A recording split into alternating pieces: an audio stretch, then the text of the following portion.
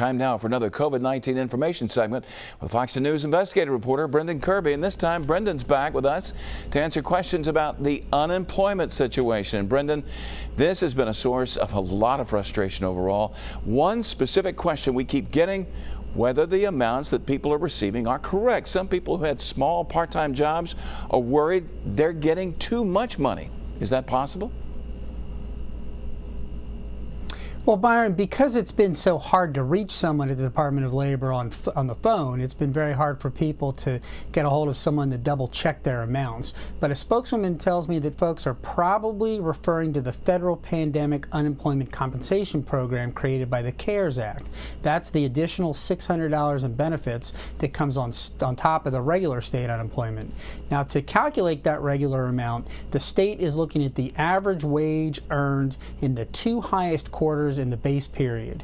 So if you subtract $600 from the total amount that you receive, that should align with the wages in the base period that's examined by the department.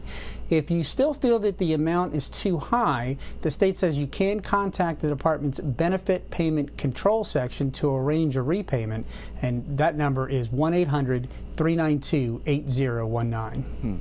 Well, Brendan, people have also been complaining about getting conflicting information.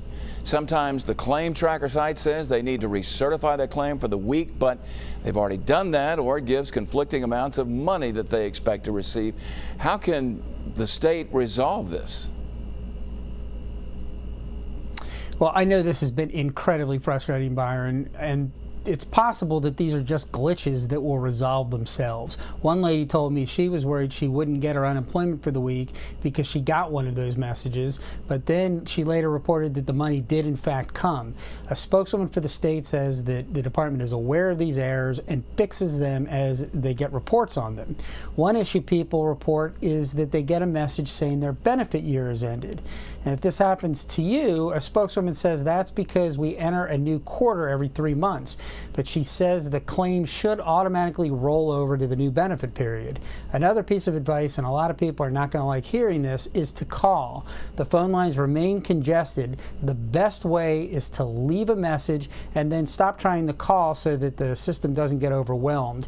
Officials say it can take multiple days, but the calls will eventually be returned. And a spokeswoman says the agency is working on alternatives, so stay tuned for that. All right, a lot of frustration out there, a lot of fear as well. Brendan Kirby, thanks so much. Brendan will be back on Fox News at 9 to answer more of your questions about the coronavirus epidemic as well as financial aspects of the C-19 pandemic. And if you've got a question, email it to him at brendan.kirby@fox10tv.com. He's going to try and answer as many as he possibly can.